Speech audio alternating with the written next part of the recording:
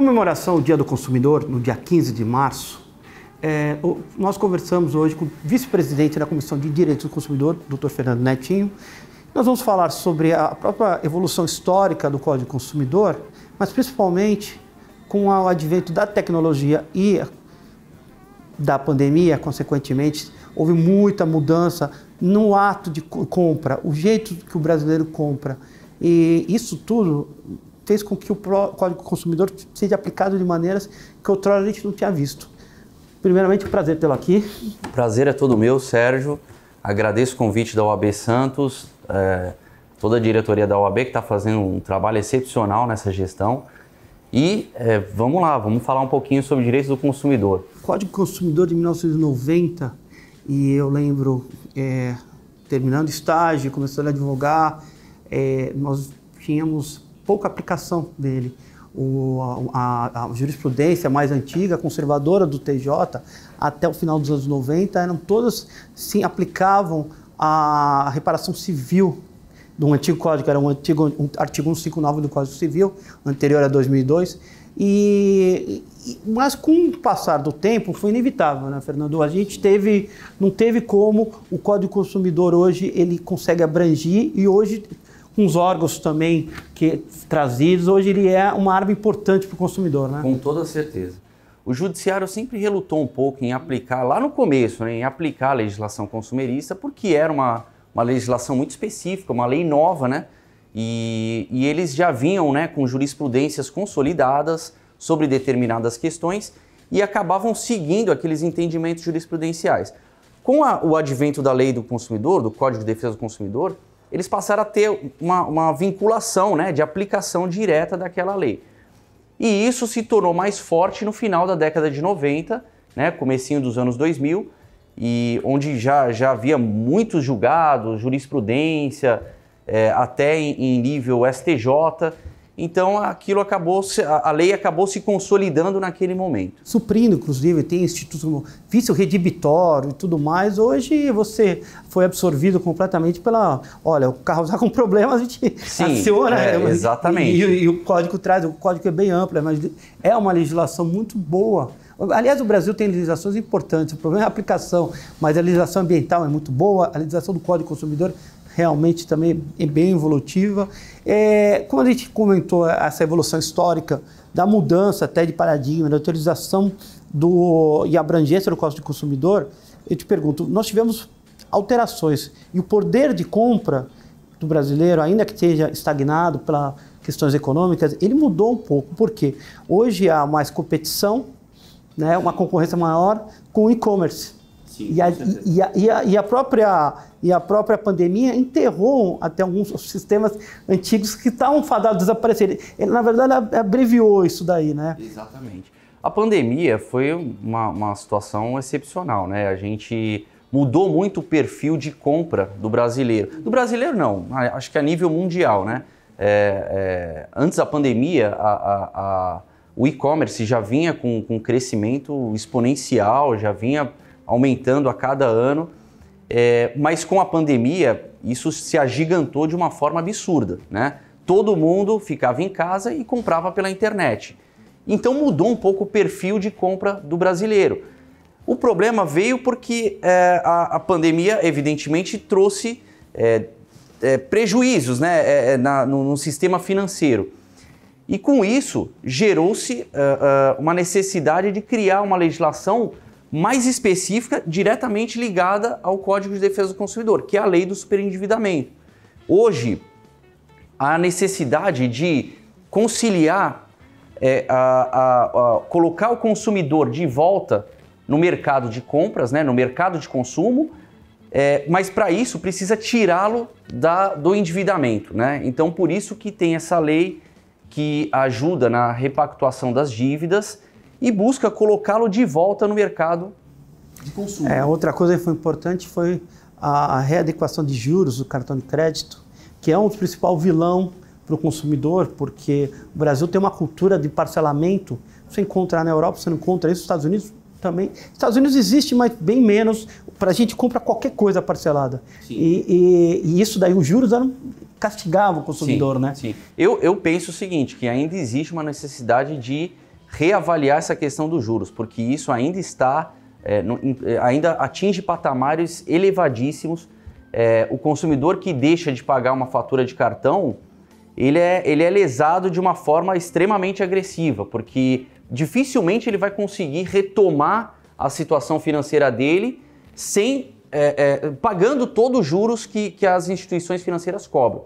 Então ainda existe necessidade de regulamentar a taxa de juros dos cartões de crédito no Brasil. Mas a legislação, essa legislação do superendividamento, ela vai auxiliar, lógico que ela tem as suas especificidades, quem pode, quem não pode, mas ela vai auxiliar porque muita gente acabou, nós estamos falando de governos de momentos distintos, onde houve endividamento lá atrás porque havia crédito, e depois o crédito cessou, e pessoas que estão com o nome no Serasa até hoje, há mais de 12 anos, continuam lá porque, ainda que porque a dívida vai crescendo, nós temos prescrições, temos tudo, mas o nome consta lá, nos órgãos de defesa do processo, e isso impede.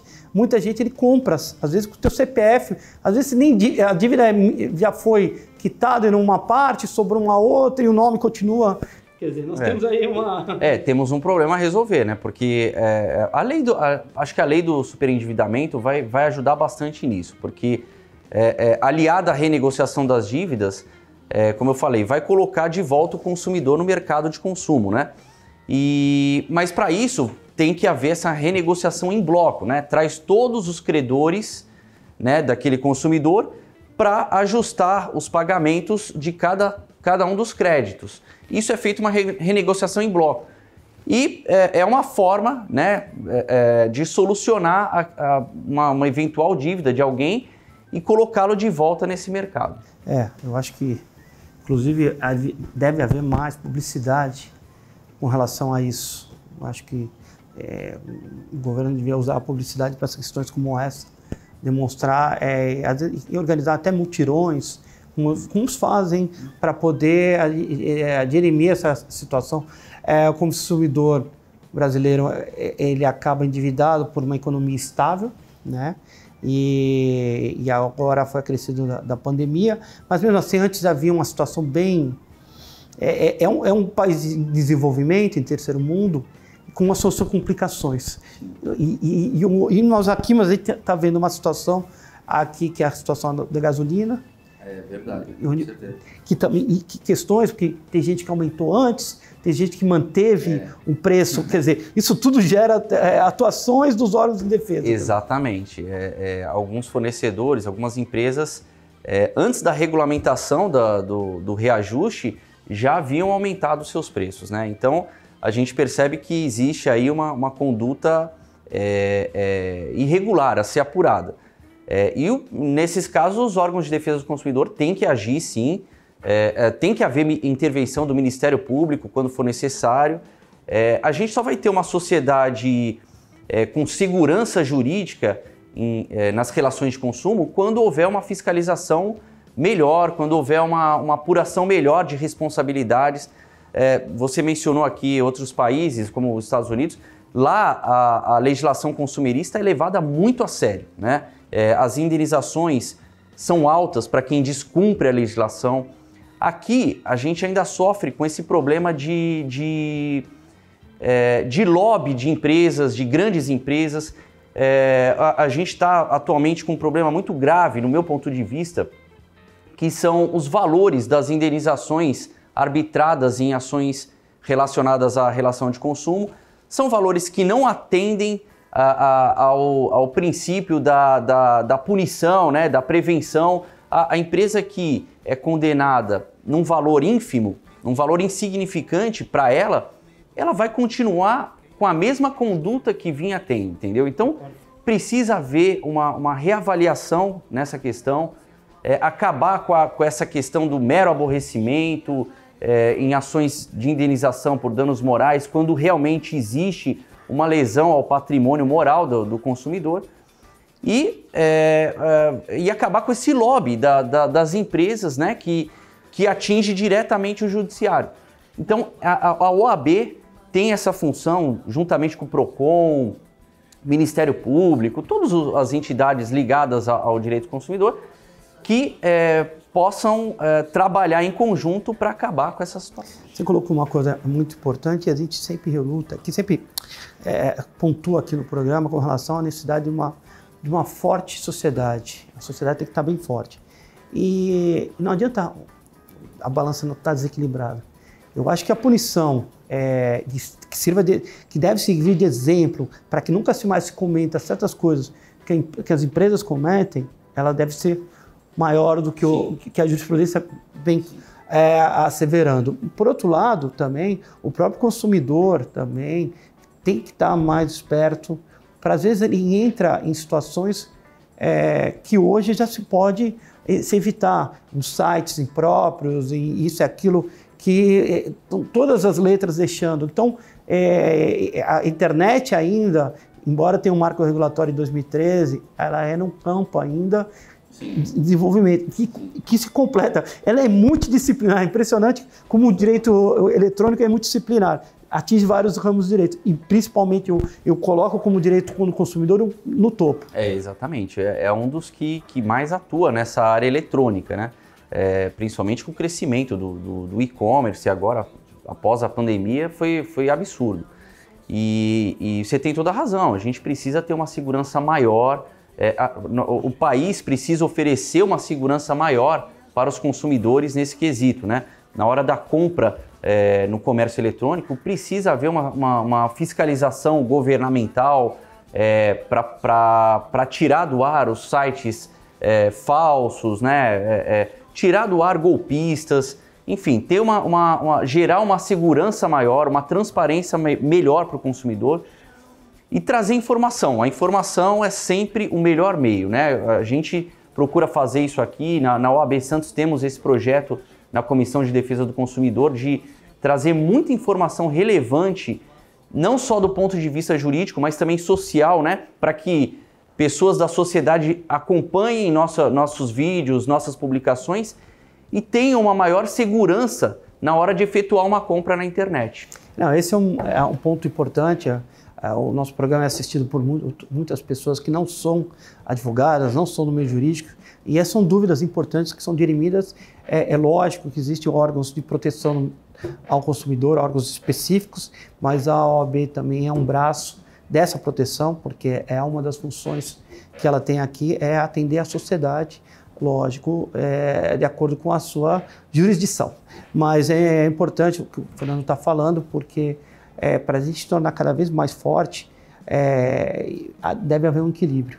E o mundo passou por umas transformações em muito pouco tempo, e tudo está uma bagunça, desde guerra, pandemia, e a própria tecnologia entrando no meio das pessoas, porque imagina que as pessoas com 70 anos, 80, elas já estão se valendo. Na verdade, elas foram obrigadas, compelidas a entrar no mundo digital, porque hoje acabou o atendimento do banco e tudo mais. Então, é muito importante o que você está comentando, a inserção de aparelhos governamentais para atender as pessoas. E eu digo aí a delegacias mais específicas e tudo isso porque não vai voltar para trás. O cheque já não existe praticamente. Já não tem mais. Então, tudo mudou. O poder de compra, na verdade, o jeito de comprar mudou. Hoje é um clique. E aí tem várias ofertas. Exatamente. Como você falou, a forma de compra está mudando, né? Está evoluindo a cada ano. Eu acredito que isso ainda tem muito caminho pela frente, tem muito a crescer. E a gente tem que acompanhar, a legislação tem que acompanhar, os órgãos públicos têm que acompanhar, todos têm que acompanhar esse crescimento. Você mencionou sobre as delegacias, pouca gente sabe que existem delegacias especializadas em direito do consumidor. Aqui em Santos nós não temos uma, mas em São Paulo tem uma delegacia específica para essa área. Então, assim, tem que ter uma melhor atuação dos órgãos do Estado, né, para a defesa dos direitos do consumidor. E assim a gente vai conseguir acompanhar esse crescimento, né, essa evolução tecnológica e trazer mais segurança, mais informação para os consumidores. Exatamente. Nosso tempo aí é escasso, podemos ultrapassá-lo muito, mas eu queria até, sobre a lei do endividamento, até trazer ao telespectador uma ideia, né, do que é, mas também o que ela deve ser feito, o que deve ser feito, quem pode, quem não pode. Eu acho que é importante, não é? Sim, com certeza. A lei do superendividamento funciona da seguinte forma: a pessoa que está endividada não consegue saldar suas dívidas, ela tem uma oportunidade de trazer os seus credores, todos eles, e fazer uma renegociação em bloco, né, uma repactuação das dívidas. Com isso, consegue-se, em algum tempo, né, num prazo determinado, pagar todas as dívidas, preservando o mínimo para a subsistência dela, né? Porque sempre precisa ter resguardar um valor mínimo para que ela possa pagar as contas básicas dela, compras de mercado, enfim. E o excedente do rendimento dela é utilizado para saldar essas dívidas de uma forma organizada, digamos assim, né? Não é aquele negócio que ela paga uma e deixa a outra correr solto. É uma divisão ali, uma renegociação mesmo em bloco, para que todos os credores recebam seus créditos e ela consiga voltar à situação de consumidora no mercado. Isso é muito importante, ainda mais no momento de crise econômica que nós estamos passando e vamos passar. O endividamento é algo natural do que ocorre pela até a desvalorização da nossa moeda, os alimentos com guerra, eles vão duplicar. Enfim, toda uma sistemática que envolve a economia brasileira vai ter como consequência o endividamento da sua população. Mas eu quero antes também deixar claro que existem várias formas, e aqui o doutor Fernando não me deixa mentir, com empréstimos bancários e tudo. Enfim, é muito importante que o consumidor esteja à frente, sabendo o que está acontecendo, como você bem colocou. E eu acho que nós precisamos aqui na Baixada Santista uma delegacia específica também. Eu apoio, com toda certeza, né? Seria muito interessante se a gente tivesse aqui, porque o nosso mercado de consumo é muito amplo, né? A gente não pode esquecer dos lojistas físicos, né? Do comércio local, é extremamente importante. Temos que continuar fomentando a compra no comércio local, né? Porque é o que gera economia, né, para a nossa cidade. Então, se tivesse uma delegacia especializada em consumidor aqui em Santos, seria excelente, seria um avanço. Eu acho que começa aqui uma nova empreitada, esse requerimento. Eu acho que a subseção tem que estar à frente. A região da Baixada, ela engloba quase 1 milhão de pessoas, se imaginar tudo, quer dizer, a necessidade de algo especializado, e aí já começou uma campanha aqui para a gente trazer essa delegacia, como a região de Campinas e aí em volta também deve fazer a mesma coisa, e no estado a gente não ter concentrado na capital, mas hoje, com essa tecnologia toda, apenas uma delegacia. Conversei com o Dr. Fernando Betinho aqui, e que nos trouxe um panorama do Código do Consumidor, e já estou convidando ele para a gente conversar sobre as questões ligadas ao consumidor numa nova oportunidade. Sérgio, muito obrigado pelo convite, estarei presente sempre que possível e agradeço aí o nosso bate-papo, a diretoria da OAB, e estou sempre à disposição. Obrigado.